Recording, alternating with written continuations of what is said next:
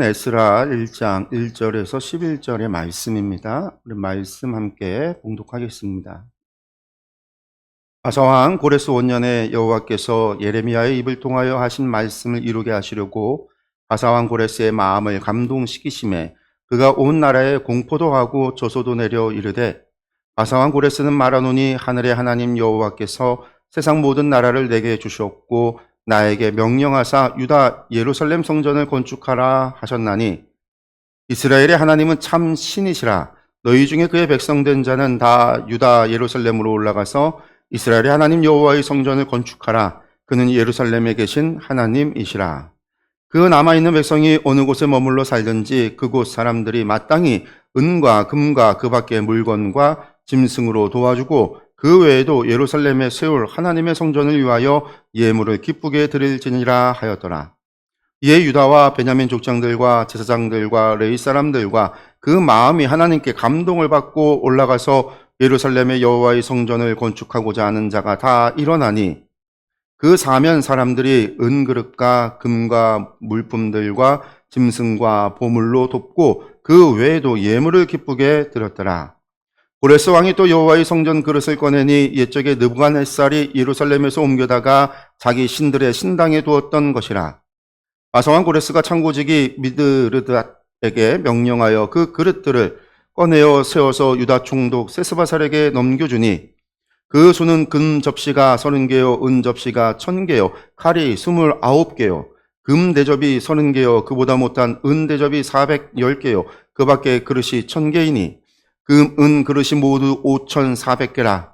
사로잡힌 자를 바벨론에서 예루살렘으로 데리고 갈 때에 세스바살이 그 그릇들을 다 가지고 갔더라. 아멘. 매일 성경 우리가 이제 11월 달에 들어왔고요. 11월 달에 이제 에스라로 시작을 합니다. 역대기를 지난달 해서 이제 봤고, 이제 에스라를 오늘 보는데요. 첫 장 1장 1절부터 11절까지 1장의 말씀입니다. 오늘의 제목은 모든 이가 함께한 건축인데, 본문 말씀 한번 바로 보겠습니다. 만막한 현실을 마주할 때면 과연 하나님의 뜻이 이루어질까 하는 의문이 듭니다. 에스라서는 절망적인 포로기를 살았던 사람들에게 하나님이 어떻게 그 시대 속에서 사람들의 마음을 움직이며 일하시는지 보여줍니다. 하나님은 사람이 생각할 수 없는 일을 이루십니다. 혼자서 이루실 수 있지만 하나님과 같은 마음을 품은 이들을 통해 이루십니다.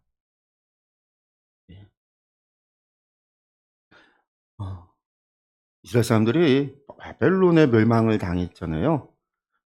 유다와 베냐민 지파, 남유다가 이제 바벨론의 멸망을 당했고, 그보다 또 앞서서 722년, 주전 722년에는 아수르에게 북이스라엘이 멸망을 당했어요. 북이스라엘 사람들도 몇 차례에 걸쳐서 포로가 되어져서 아수르 제국 여러 곳에 끌려가게 되고요. 아수르뿐만이 아니라 강 건너 메대 지역까지도 포로로 끌려가서 흩어지게 되고, 또 이제 바벨론 시대 때 이제 포로로, 이제 알다시피 1, 2, 3차에 걸쳐서 포로가, 성경에 이제 1, 2, 3차라고 되지만 그 1, 2, 3차가 한 번에 한 번, 세 번만 딱 된 게 아니라 계속 여러 번에 걸쳐서 이루어지게 돼요. 그렇게 해서 이제 포로가 끌려가서 그 사람들이 이제 그발강가라고 하는 포로 정착촌, 지금은 이제 이라크 유프라테스강 하부 지역에 정착을 해서 살게 되는데, 그랬던 나라가, 사실 아수르라는 나라는 바벨론의 멸망을 당했고, 바벨론은 또 오늘 등장하는 고레스라고 하는 페르시아의 멸망을 당하는 거거든요. 나라가 세 번이, 그러니까 유다를 멸망시켰던 나라가 아수르로부터 이제 세 번이 바뀐 거잖아요. 정복민이. 아수르는 722년이고 유다가 바벨론에 의해서 멸망할 때는 주전 586년이고, 그리고 거기서부터 70년 정도가 지나서 고레스 왕의 조서가 이루어질 때가 거의 한 70년 정도가 지나서였으니까, 뭐 그렇다고 하면 510년 정도 되는 거죠. 그럼 거의 한 멸망에서부터 포로된 게 한 200년 정도의 세월 동안 이스라엘 사람들은 계속 포로가 돼서 여기저기 흩어져 살았던 거예요. 이제 북이스라엘부터 시작을 해서 남유다는 이제 한 70년 정도, 그리고 나라가 바뀌고, 그 정도 세월이 흐르고 다른 나라 이민족들에 의해서 정복이 되고 또 정복했던 나라가 다른 나라에 의해서 무너지고 새롭게 세워지고 그랬는데 그 왕이 갑자기 "니들 다 고향으로 돌아가."라고 한다는 게 상식적이냐면 전혀 상식적인 것이 아니라는 거죠. 역사에도 그런 일은 있을 수가 없어요. 그럴 수가. 대부분 그렇게 포로로 끌고 가면은 뭐 우리나라 인제 고구려가 당나라에게 멸망당했을 때 고구려 유민들이 당나라에게 끌려가서 어떤 일들을 겪게 되냐면 오지로 끌려가요, 오지로.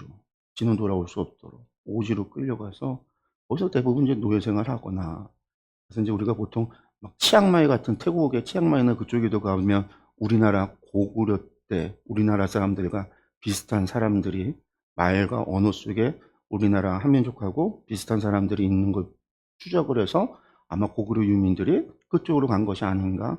저기 카자흐스탄이나 저쪽으로도 넘어간 게 아닌가. 뭐 고구려 유민 가운데 고선지 장군 같은 경우는 또 당나라에 의해서 그 고구려 유민들 군대를 만들어서 서쪽으로 보내서 전쟁을 계속해서 1300 넘어서 중앙아시아 정복을 계속 보내서 결국 그곳에 다 죽게 만드는 돌아올 수 없게 만드는 전쟁터에서 그냥 화살바지로 전쟁 정복의 소모품으로 사용하는 그런 일들이 벌어졌거든요. 근데 그래서 그게 사실은 세계 역사가 대부분 그래요. 그래서 끌려간 사람들은 노예가 되거나 노예가 아니더라고 하더라도 다른 나라가 와서 정복을 하면 통치의 수단을 위해서 인구가 필요하고 여러 가지 방법 그런 것들이 필요하단 말이에요. 그런데 다시 돌려보낸다. 그건 말이 안 되는 거잖아요. 말이 안 되는 거예요. 그래서 이제 많은 사람들은 고레스가 바벨론을 정복하고 바벨론의 역사가 짧기 때문에 바벨론이 아수르 정복하고 페르시아에게 정복당할 때까지 역사가 100 년이 안 되는 짧은 제국 역사를 가지고 있으니까 고레스가 인제 바벨론을 정복한 다음에 그 지역을 안정적으로 많은 제국을 넓은 지역을 정복했으니까 안정적으로 하기 위해서 도리어 포로되어졌던 사람들을 돌려보내면 이 사람들이 페르시아의 편이 될 거라고 생각을 해서 모든 포로 끌려왔던 사람들을 다 보내줬다라는 거죠, 다. 이게 인제 고레스의 정책이었다라는 거예요. 그런데 오늘 성경의 말씀 보면 그게 세상 사람들은 그렇게 이야기하지만 오늘 성경 말씀은 그게 아니라 하나님께서 예레미야의 입을 통해서 하셨던 말씀 너희가 포로된 다음에 70년 뒤에 다시 예루살렘으로 이 땅으로 돌아올 것이다. 약속하셨던 그 약속 이것을 이루시게 하려고 고레스를 통해서 너희를 돌려보내는 거다라는 거예요. 그러니까 이스라엘 백성들 때문에 다른 민족들까지 고향으로 돌아가는 그런 일이 벌어지는 거죠. 어쨌든. 근데 그것이 또 쉬운 일은 아닌 거죠. 왜냐면 70년 동안 와서 그 땅에 터를 잡고 살았단 말이에요. 특별히 이제 바벨론의 포로로 잡혀갔던 사람들은 아수르의 포로로 잡혀갔던 사람들보다는 그래도 좀 낫었어요. 왜냐면 바벨론 정책이 우리가 다니엘서를 봐도 알지만 다니엘도 포로인데 데려다가 공부를 시켜서 관리를 썼단 말이에요. 그러니까 어 정복지에 있는 사람들을 데려다가 공부를 시키고 바벨론식 교육을 시키고 그래서 바벨론에 섬기도록 왕을 섬기도록 하는 그런 일들을 했어요. 그 유다 사람들이 바벨론 지역에서 비록 그발강가에 포로민이라고 해서 끌려와서 살았지만 거기에서 바벨론의 허락하에 그 땅에서 농사짓고 제사하고 예배하고 직업 갖고 땅의 터를 가지고 살았다라는 거예요. 근데 70년 뒤에 이제 고향으로 돌아가. 그러면 고향으로 돌아가면 이제 고향 떠나갔던 사람들은 할아버지 할머니들은 고향 간다는 거에 마냥 기쁘고 좋아서 가겠지만 간다고 하겠지만 거기서 태어나고 자라서 거기서 계속 거기에 직업도 있고 땅도 있고 잘 먹고 잘 살고 있으면 돌아갈 마음이 드냐면 별로 돌아갈 마음이 안 들 수도 있는 거예요. 왜? 돌아가면 뭐 해야 돼요? 성전 지으라고 하니까 성전도 지어야 되지만 그 땅이 예루살렘은 폐허예요, 폐허. 70년이 지난 뒤에도 폐허인 상태로 있었어요.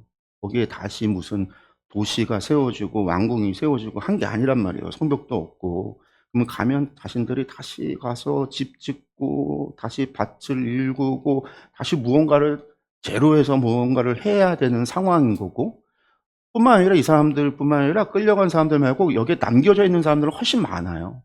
그 많은 사람들이 자기들 다리에서 살면서 조공바치면서 섬기면서 페르시아 왕 섬기고 바벨론 섬기면서 세금 걷어내면서 그렇게 바치면서 그 땅에 살고 있는 사람들이 있는데, 그 땅에 가서 거기 비집고 들어가서 자리 잡고 산다는 게 인간적인 계산으로 하면 쉬운 일이 아닌 거예요. 사실은 돌아가라는 거에 돌아간다는 게 말도 안 되는 거죠. 이거는 기적과도 같은 거예요. 기적과도 사실은 갈 수 있다라는 게. 근데 그 일이 이루어진 거죠. 물론 다 가지는 않았어요. 다 가지 않았기 때문에 1차, 2차, 3차에 걸쳐서 3번에 걸쳐서 이게 이루어진 거고, 포로가 한 세기 가까이 100년이라는 역사 속에 거의 100년, 약 100년이라는 시간 속에 3번에 걸쳐서 돌아가게 된 거고, 그리고 그 이후에도 가지 않고 그대로 남아 있었던 사람들도 있었단 말이에요. 왜? 여기가 더 나으니까. 내가 갖고 이미 자리 잡은 거 버리고 가는 것보다 그냥 여기 있는 게 나으니까. 우리 에스더나 모르드게는 안 간 사람들이잖아요. 거기 있었던 게 더 나으니까. 페르시아에서 직업도 있고 관리가 되었고 거기서 사는 게 더 좋으니까 안 갔단 말이에요.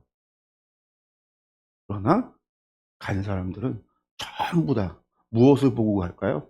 그 사람들은 다 포기하고 가는 거예요.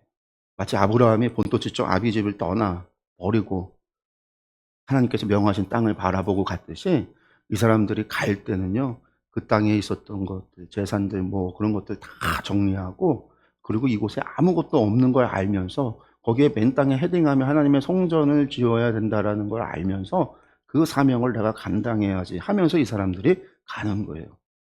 이때 1차, 2차, 3차 가운데 1차 때 사람들이 제일 많이 가요. 제일 많이. 가장 많은 사람들. 그 많은 사람들이 전부 다 뭘 보고 가는 거겠어요? 성전 건축기에 하나님의 약속이 이루어졌어요. 나는 이거 버리고 갈 거야. 라고 하는 신앙의 결단을 하고 간 사람들이에요. 그래서 이제 이 사람들의 이야기가 에스라서 이제 보면 1장에서부터 이제 보죠. 그러다가 이제 뭐 물론 3장에서 성전 건축이 중단이 되고 이 사람들이 성전 건축을 포기해 버리고, 그리고 또 한 15년 동안 중단되어져 16년 동안 중단되어졌다가 다리오 왕 때 다시금 재공사가 시작이 돼서 성전이 완공되어지는, 이제 되어지는 이야기가 5장, 에스라 5장에서 또 이야기가 이어지고 있는데, 어쨌든 이 사람들이 포기했었던 적은 있지만 어쨌든 갈 때, 이들이 떠날 때의 그런 신앙의 결단은요, 믿음의 결단을 가지고 갔던 사람들이라는 거죠. 오늘 말씀 뭐 그런 것들을 배경 우리가 좀 이제 기억을 하고 좀 문제를 보면은요, 바산 고레스가 여호와의 성전을 건축하도록 조서를 내렸다 해서 이제 1절에서 4절까지인데, 근데 이 조서는 역대기하 마지막에도 있고 에스라서 1장에도 처음에도 있어요. 그래서 두 개가 서로 연결이 되는 거죠. 그래서 고레스가 유다 백성에게 예루살렘에 올라가 성전을 건축하라는 명령을 내린 이유는 무엇입니까? 성경은 에스라서는 분명하게 이야기하기를 예레미야의 입을 통하여 하신 말씀을 이루게 하시기 위한 거다. 고레스가 통치 수단을 위해서 그가 머리를 굴려서 아이디어와 지혜를 얻어서 그렇게 했다라고도, 세상 사람들은 그렇게 했다라고 이야기할지 모르지만 이거는 하나님께서 말씀하신 선지자 예레미야를 통해서 하셨던 말씀을 이루기 위한 거다. 70년 뒤에 다시 돌아오리라 하신 말씀을 반드시 이루리라. 여러분들 이게 상징하고 있는 게 있어요. 바벨론 포로 후기 사람들이요, 포로 갔다가 돌아온 사람들이요,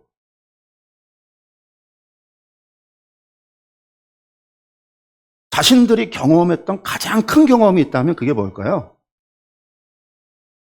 신앙의 정체성을 갖는데, 이스라엘이라고 하는 신앙의 정체성은요, 출애굽이었어요. 출애굽. 출애굽을 경험하고 하나님의 10가지 재앙을 경험하고 홍해바다 갈라지는 걸 경험하고 광야를 경험하고 시내산에서 하나님의 현현을 경험하고 언약을 맺음으로 그들이 하나님 이스라엘이 된 거란 말이에요. 하나님의 언약의 백성이 된 거예요. 이 이스라엘이 될 때는 야곱의 12아들들의 후손만 있었던 게 아니라 잡족들, 이민족들까지 포함되어 있었던 사람들이 그 신앙의 경험을 통해서 여호와가 하나님 되심을 그들이 깨닫고 알고 믿기로 결정하여 하나님을 섬기기로 하나님과 계약, 언약을 맺어서, 시내산에서 언약을 맺어서 이스라엘이 시작했기 때문에 이스라엘의 신앙의 정체성이 어디에서 있는 거냐면 출애굽 사건에서 있는 거예요. 그래서 그들이 언제나 모든 신앙의 이스라엘의 정체성의 기본은 어디다? 출애굽. 그러니까 토라인 거예요, 토라. 언약이니까. 출애굽으로부터 시내산까지. 그게 언약이니까. 그 시내산에서 주신 언약의 내용이 뭐냐? 레위기. 그 전체의 이야기가 토라, 율법이란 말이에요. 그래서 그들의 신앙의 정체성을 가지고 있는 건데, 포로 후기를 사는 사람들에게 있어서 신앙의 정체성은 뭐냐면요. 토라, 그거 맞아. 그들이 지금까지 간직해 오고 있는 건데, 이 토라의 언약이라고 하는 것을 그들이 이야기로만 듣던 것. 부모로부터 이야기로 듣고, 할아버지로부터 이야기로 듣고, 증조할아버지로부터 이야기로 듣고, 모세로부터 시작해서 구전으로 계속해서 이야기로만 듣던, 자신들은 경험해보지 못했잖아요. 출애굽을 경험해보지 못하고 이야기로만 듣고 회당에서 토라를 읽어주고 설교해줄 때 듣던 그 이야기를 그들이 체험한 게 뭐냐면, 예레미야의 예언 70년 뒤에 돌아오리라 하나님의 약속을 이루셨다라는 사실이에요. 하나님은 약속하신 것을 지키시는 분이시다라는 걸 그들이 체험하는 거예요. 그러니까 이 사람들에게 있어서 신앙의 정체성은요, 토라이지만 포로 후기는요, 출바벨론이에요. 바벨론에서 돌아온 게 그 무엇보다도 가장 큰 신앙의 정체성이에요. 아, 예레미야의 예언대로 돌아왔다라는 사실, 하나님이 우리를 돌아오게 하셨다라는 사실, 하나님은 말씀하시고 약속하신 것을 반드시 이루시고 성취하시는 분이시구나라고 하는 사실, 그 언약을 하나님은 왜 지키실까? 하나님은 인자가 영원 무궁하시기 때문에. 그래서 그때 그들의 찬양과 고백이 뭐예요? 하나님의 헷세드를 노래하는 시편의 고백이 계속해서 하나님의 인자가 영원하시다라는 고백이. 그래서 제가 이제 그건 계속해서 전하는 거잖아요. 이야기하는 거잖아요. 그러니까 이게 이들에게 있어서는요, 정말 중요한 사건인 거예요. 이 예레미야의 입을 통하여 하신 말씀을 이루기 위하여 에스라가 지금 말하고 있는 이 사실은 그들에게 있어서 가장 중요한 새로운 정체성, 신앙의 정체성을 주는 거예요. 나라가 멸망했고요. 지금 성전도 없어요. 파괴되어져 있는 상황이에요. 나라도 멸망했어요. 다 파괴되어져 있는 예루살렘을 그 터에 왔어도 그들이 가질 수 있는 소망은 뭐예요? 하나님의 약속이 시간이 지나도 이루시고 성취하신다라는 거. 우리가 비록 과거에 범죄했어도 하나님이 우리를 남겨주셨고 말씀하신 대로 남겨주셨고 바벨론으로 보내서 좋은 무화과 나쁜 무화과 광주리 예언과 같이 바벨론 포로로 잡혀간 사람들이 좋은 무화과다. 그들이 다시 돌아오게 돼서 남은 자가 되어져서 하나님의 나라를 새롭게 회복할 것이다. 하나님의 성전을 이루어 갈 것이다. 하나님의 약속이 자신들을 통해서 성취되고 이루어 갈 것이다라고 하는 소망과 희망을 갖게 되는 거예요. 이 사람들에게 있어서는 사실은 이 메시지 1절, 에스라 1절부터 시작되어지는 이 말씀이 이들에게 있어서 새로운 신앙의 정체성을 갖게 하는 대단히 중요한 말씀입니다. 그리고 그 신앙의 정체성에서 하나님은 어떤 분? 언약의 하나님이다라는 거. 그럼 그걸 어디서 다 찾았어요? 나중에 보면 신명기에서 답을 찾아요. 하나님 신명기에서 말씀하셨었네. 여기 포로 갔을 때 하나님 찾으면 돌아오게 하리라. 그 약속이 이미 예레미야의 성취 이전에 신명기에 그러니까 토라가 우리의 신앙에 다시 토라로 돌아가자. 이게 연결이 되는 거죠. 그래서 이 사람들이 그런 믿음의 사람, 그런 신앙과 그런 믿음을 가지고 있었던 사람이다라는 배경, 그들의 신앙의 배경을 우리가 좀 이해를 할 필요가 있어요. 고레스 왕은 유다 백성의 주변에 살던 사람들에게 무엇을 명령합니까? 4절의 말씀인데 이게 뭐예요? 떠나갈 때 주변, 그 이방 땅에서 살다가 바벨론 지역에서 살다가 떠나갈 때 그발강가뿐만이 아니에요. 페르시아 전역에 조소를 내렸으니까 아수르 722년에 아수르 때 끌려갔던 사람들, 고산 땅에 떨어가지고 저 악메다 메대 지역에 흩어지고 갔던 사람들, 막 그런 사람들까지도 돌아갈 거면 다 돌아가라는 거예요. 나중에 이 사람들도 돌아가요. 근데 이 사람들이 조상이 너무 오래돼서 200년이 흘렀으니까 기업도 모르고 조상도 모르고 기억은 못 나. 근데 자기들이 이스라엘인 건 알아서 우리 고향 가겠다고 따라 돌아오는 사람들이 있어요. 그래서 에스라서의 족보 가운데는요, 가족을 모르겠다, 족보를 모르겠다, 이런 사람들이 등장을 하는데 그 사람들이 전부 다 북이스라엘에 200년 전에 끌려갔던 사람들이에요. 근데 그 사람들도 나서는 거예요. 근데 그 사람들이 나갈 때 고레스가 뭐라고 하냐면 그 주변에 사는 사람들한테 그 사람들 갈 때 가축도 내어주고 금은도 내어주고 물건도 내어주고 예물도 줘서 그 사람들이 고향에 가서 예루살렘에 가서 하나님의 성전을 지을 수 있도록 기쁜 마음으로 다 내어줘라. 출애굽할 때 이스라엘 사람들이 마지막 10번째 장자의 죽음 사건 뒤에 무슨 일이 일어나요? 떠나갈 때 이웃들에게 예물을 요구를 해요. 하나님께서 그것이 이스라엘이 종살이했던 값을 애굽 사람들한테 받아내도록 하셨다고. 그래서 다 금과 은과 폐물과 물건들과 가축들을 받아내서 이스라엘 사람들이 노예였던 그들이 많은 재물을 가지고 홍해를 건너버렸단 말이에요. 똑같이 이 사람들이 떠나갈 때 그들이 가진 것보다 더 많은 것을 가지고 돌아올 수 있도록. 사람의 힘이 아닌 거죠. 하나님께서 행하셨다라는 거예요. 그러니까 이 사람들은 이곳에서 더욱 이런 사건들이 자신들이 체험하는 이 사건들이 출바벨론, 제2의 출애굽이구나. 제2의 바벨론, 출바벨론이구나. 라고 하는 것을 알 수 있는 거죠. 하나님의 언약이, 이 하나님의 인자가 영원 무궁하시구나. 라는 것들을 고백할 수밖에 없는 거죠.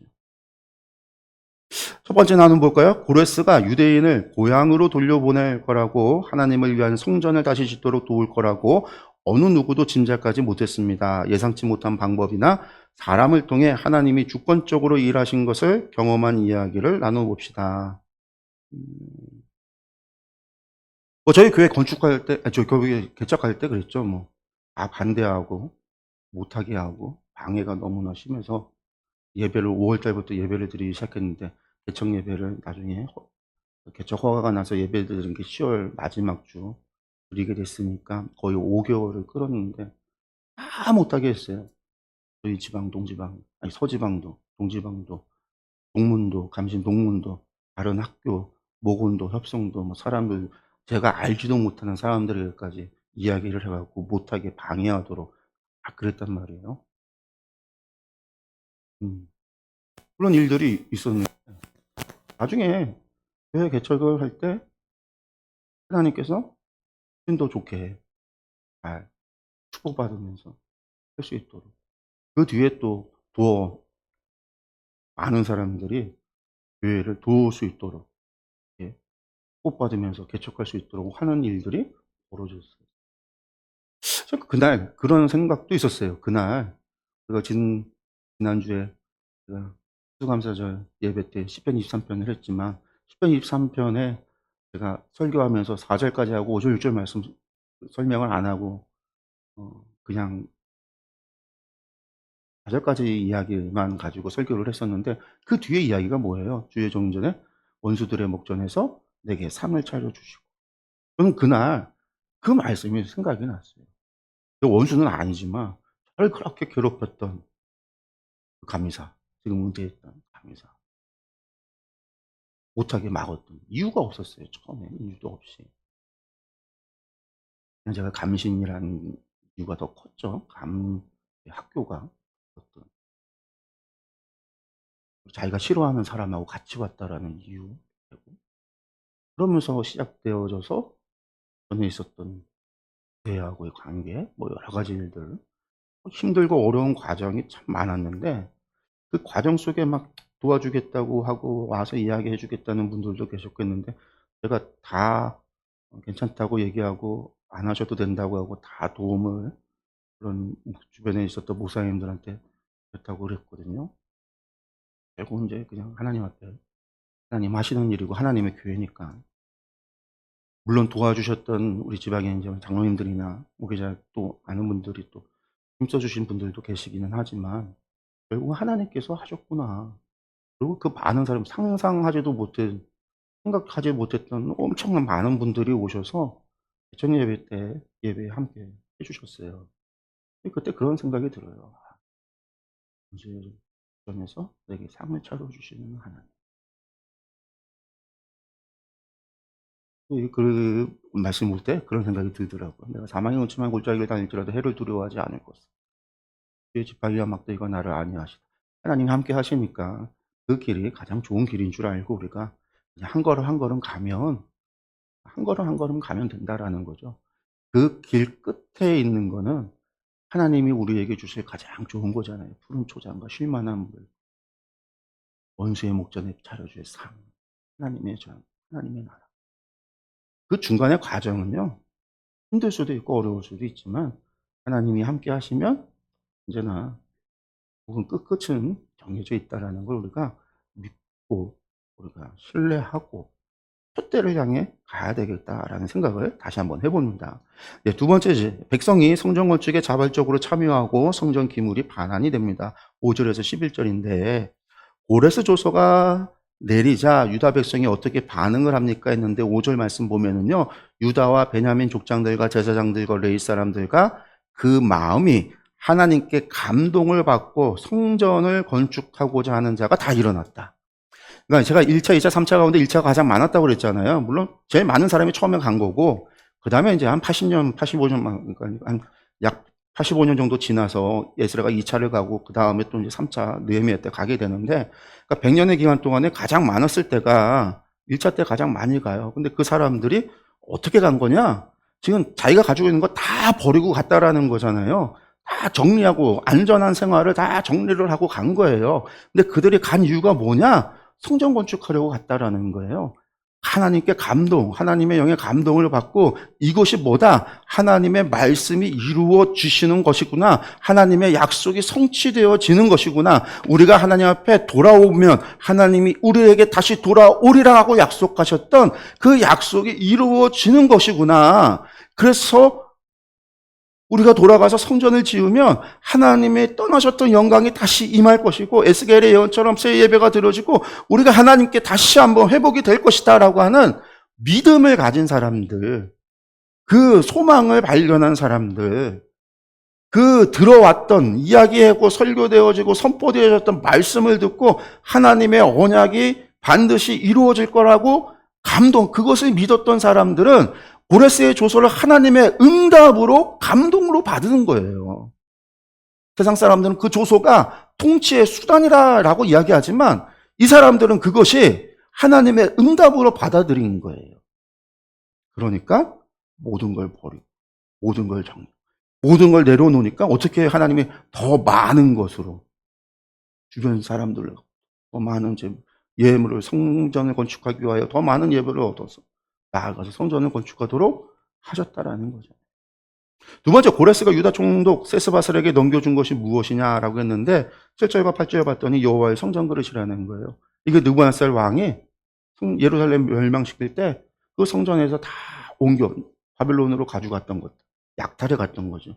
이건 또 뭐였어요? 히스기야 왕 때 히스기야의 죄 때문에 바벨론 사절단한테 왕궁 창고와 성전 창고 다 보여주면서 자신의 그 부를 갖다가 자랑했던 교만함, 그 죄로 인해서 이 모든 것이 바벨론으로 옮겨지게 될 거다 하셨던 하나님의 약속대로 심판의 징계로 그게 옮겨졌었는데 이것이 그대로 다 돌아왔다라는 거예요. 물론 여기에 하나님의 언약궤가 돌아오고 법궤가 돌아오고 막 그런 것들이 다 돌아온 건 아니에요. 왜? 돌아온 건 성전 그릇이라고 합니다. 성전에서 사용되어졌던 그릇이 진설병 그릇이라든가 회당에서 사용되어졌던 그런 그릇, 대부분 그릇인 거죠. 그릇. 뒤에 이제 세스바살이 돌려받은 성전 그릇이 몇 개라고 했는데 전체는 금은 그릇이 모두 5,400개. 금 접시가 30개고 은 접시가 1000개고 금 대접이 30개고 은 대접이 410개고 그 밖에 그릇이 1000개고 뭐 기타 다 해갖고 금은 그릇이 5,400개다라는 거예요. 이게 저거잖아요. 이제 다니엘서를 보면 그 다니엘서를 보면은 마지막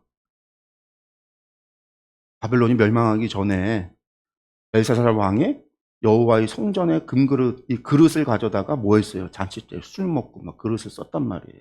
그때 하나님의 손이 나타나서 벽에다가 메데베데 우바르시네라고 글을 썼단 말이에요. 하나님께서 저울을 달아보신다. 그때 그들은 성전 그릇 갖다가 잔치 때 그릇 가지고 오라고 해서 거기에서 술 먹고 잔치 때 하나님의 성전 그릇 썼다가 그런 일이 벌어진 거였거든요. 그러니까 사람이 사용하는 게 그릇이에요. 그릇, 접시 그릇. 그러니까 이게 뭐냐면 법궤, 언약궤라든가 혹은 언약궤 안에 있는 두돌판, 그리고 그 제단으로 썼던 번제단이라든가 분향단이라든가 일곱 이 촛대, 금촛대라든가 이런 것들이 다 가지고 갔다 그것을 그대로 다 그대로 돌아온 건 아니에요. 그래서 대부분 하나님의 법궤가 1차 전쟁 1차 때 잃어버리고 유실됐다라고 이야기를 하죠. 그래서 2차 제2성전이 지어졌을 때 법궤가 없었다라고도 이야기하기도 하고. 그래서 인제 그걸 어떻게 아냐. 나중에 로마의 폼페우스가 예루살렘을 정복하고 나서 한 일이 뭐냐면 예루살렘 성전에 들어가서 지성소를 열고 들어간 거예요. 들어가면 다 죽는다고 하니까 지가 열고 들어간 거예요. 살아서 나왔죠. 들어갔을 때 아무것도 없었다는 거예요. 언약궤가 없었 이미 유실돼서 없어졌기 때문에. 그걸 갖다가 인제 찾는 사람이 인디아나 존스죠. 인디아나 존스가 1편에서 법궤를 찾아서 독일 나치하고 같이 법궤 찾아서 모험을 하는 거죠. 레이더스라고 하는 영화에서 나오는 이야기죠. 어쨌든 이게 이제 돌아오는, 이것도 아니 세상에 이 금그릇 은그릇 이런 걸 돌려줄 이유가 있냐면 없어요. 왜냐면 성전에 갖다 놓는 거는요, 내 신이 이 신을 당신의 당시 시대에는 전쟁을 해서 정복을 하면요, 이 신이 이 신에 정복당한 거예요. 이 신이 우리 신이 더 엘로힘이다. 우리 신이 더 큰 신이다. 이 신은 아무것도 아니다. 그래서 성전에 갖다 놓는 거예요. 갖다가 전리품으로 갖다 놓는 거예요. 그러니까 이 신이 여기 신의 종속이 되고 패배한 신이다. 상징적으로. 그러니까 어느 누구도 자신들의 신을 부르짖을 수가 없어요. 왜? 우리 신을 도와달라고 해봐야 우리 신이 아무 힘이 없잖아요. 유신전에 가서 아니 블레셋에 빼앗겼던 언약궤처럼 막 다곤신이 우리가 수요일날 성경 공부했듯이 엎드리고 절하고 조각이 나고 막 독종이 일어나고 그러면 모르겠는데, 그게 아니라 대부분 정복해서 그 신전 거 다 뺏어다가 이 신전에 갖다 놨으면 이 신에게 귀속이 돼서 한마디로 부하가 됐다라는 뜻이에요. 그 당시에는. 그러니까 우리 신을 도움을 못 구해요. 우리 신에게 대한 도움을 못 구하도록 이 신에, 우리 신에게, 정복당한 신에게만 제사하고 절하도록, 귀속되도록, 그게 당시에 종교로서 그 지역들을 통합할 수 있는, 정신적인 것들을 통합할 수 있는 하나의 수단이란 말이에요. 그러니까 이걸 돌려줄 필요가 없어요. 돌려주지 않는 게 정상인 거예요. 근데 그래서 다 가져가요. 하나님의 약속이 이루어지는 거예요. 하나님 말씀하신 것이 이루어지는 거예요. 하나님 말씀하신 것을 반드시 성취하시는 여호와이시다라는 거죠. 나는 두 번째, 하나님 나라의 재건을 꿈꾸며 안정된 정착지를 떠나 폐허가 된 예루살렘으로 돌아가기로 결단한 이들이 있었습니다. 하나님 나라의 전진을 위해 떠나거나 버릴 것은 무엇이고 참여해야 할 일은 무엇입니까? 하나님 나라를 위해서 우리가 해야 될 것이 있다라고 한다면 떠나거나 버릴 것,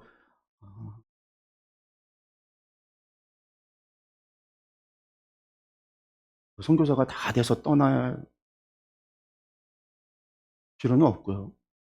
특별한 사명받은 모든 사람이 선교사일 수는, 모든 사람이 복음을 전할 사명을 받았지만 모든 사람이 다 선교사로 나가는 것은 아니에요. 왜냐하면 선교사는 특별한 타문화라고 하는 곳에 훈련된 사람이 가야지 복음을 전할 수 있단 말이에요.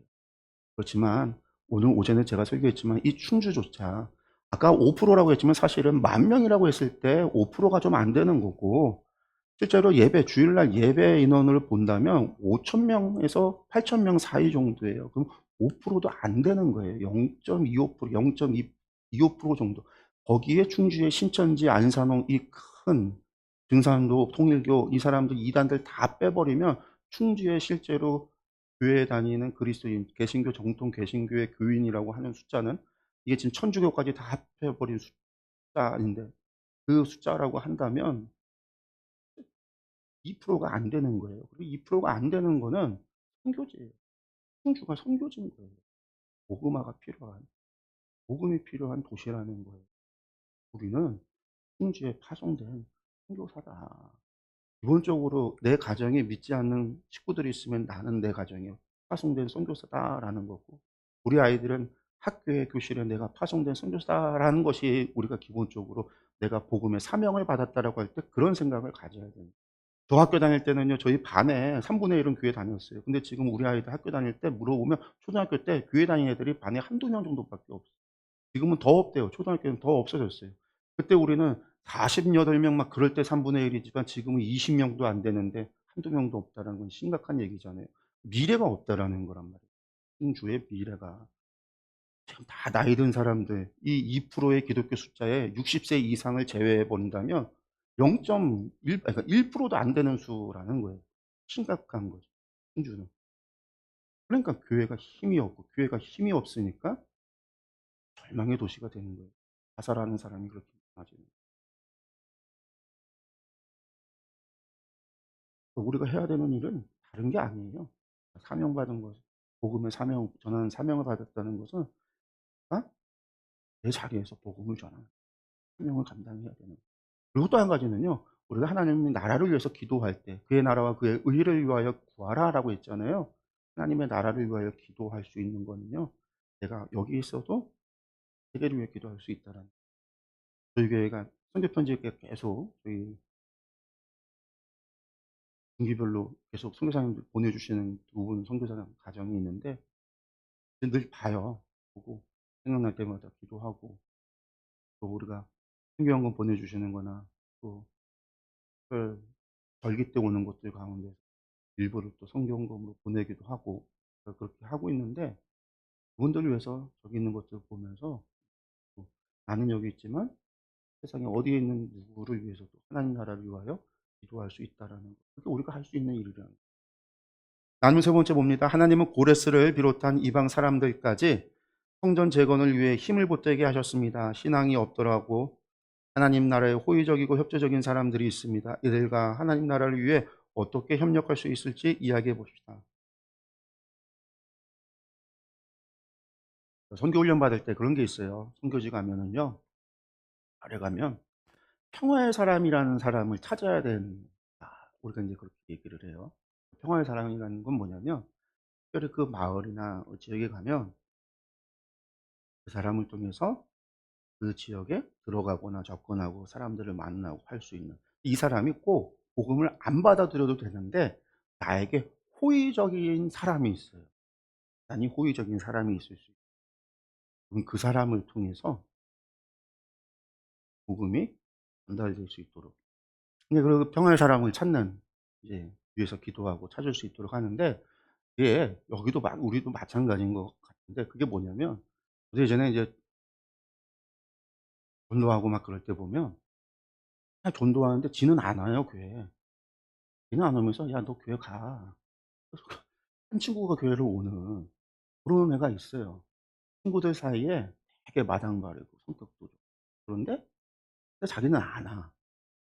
그러니까 안 오니까 내가 이 적해 버리고 그냥 제쳐 버리면 안 되고 걔를 이용하면 걔가 도리어 막 뭐라고 그러고 뭐 하는 사람들이 있어요. 친구들이 있어요. 근데 친구뿐만 아니라 주변에 사람들 중에도 그런 사람들이 있어요. 우리가 그런 믿음이 없는데도 불구하고 나에게 도움이 될 수 있는 그런 통화의 사람이라고 할 수 있는 사람들이 있어요. 그런 사람들을 위해서 기도하고 만날 수 있기 위해서 기도하고 또 그런 사람들과 잘 활용을 하면 복음을 전하는데 도움을 받는다라는 거죠. 친구들 사이에서 내가 이웃들이나 어떤 뭐 동료들 일하는 동료들 사이에서도 그런 사람들이 있어요. 사람들한테 원하지 않았는데 그 사람들 관계도 좋고 그런데 그래서 교회에 좀 데리고 오려고 전도를 열심히 하는데 죽어도 안 믿어. 교회 안 나오겠 자기는 안 나가겠다고. 그러면서도 교회 얘기를 다른 사람한테 해 주는 사람들이 있다. 그런 사람들은 하나님이 예비하신 사람이에요. 고레스처럼 그냥 통해서 전해진 일들이 이루어진다라는 인제 그런 것들도 다 하고 찾아보고 기도하면 안 나간다. 그래서 하나님의 나라가 어떻게 성전이 어떻게 이루어졌어요? 이스라엘 사람들만을 통해서 이루어지지 않았어요. 이방인 고레스 왕의 조서를 통해서 그들을 위해서 이방인들이 주변에 살았던 이웃들이 예물을 통해서 이 사람들은 죽을 때까지도 성전이 건축된 거 못 보고 죽었을 거예요. 원래 페르시아에 살던 사람들은요. 그런데도 헌금을 내 갖고 도와줘서 성전이 건축될 수 있도록 도움을 줬단 말이죠. 하나님의 성전이 이스라엘만을 위해서 이스라엘 유대인들 통해서만 이루어진 게 아니었다라는 거죠. 하나님의 나라가 성전이 하나님의 나라잖아요.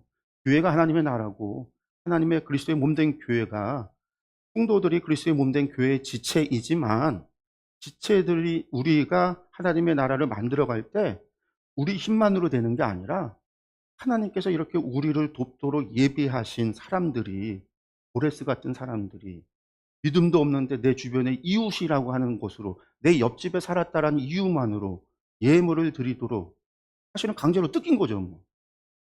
그런데도 기쁘게 드려라. 어쩔 수 없어요. 기쁘게 줘서 성전에 바쳐줬어요. 그것이 성전의 한 벽돌이 될 수 있는, 한 담이 될 수 있는 그런 일들이 벌어진 것처럼, 하나님의 교회가, 하나님의 나라가 그런 사람들의 통해서도 이루어진다라는, 우리가 경계져서는 안 된다라는 거죠.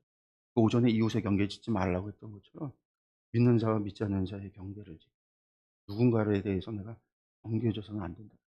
내가 암만 복음을 전해도 안 믿으니까 쟤는 절대로 이제 복음 난 포기하고 경계져서는 안 된다라는 사람을 통해서 다른 사람이, 다른 일들이 이루어질 수 있다라는 거예요. 하나님 나라가 이루어. 그것이 하나님 나라의 비밀인 거예요. 하나님께서 역사하시는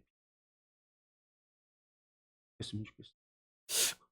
그것이 또 우리가 복음 전하는 데 있어서 큰 지혜일 수 있고, 우리가 못 봤던 것, 우리가 아직 그것을 알지 못했던 그런 사람이 내 옆에 있을 수 있어요.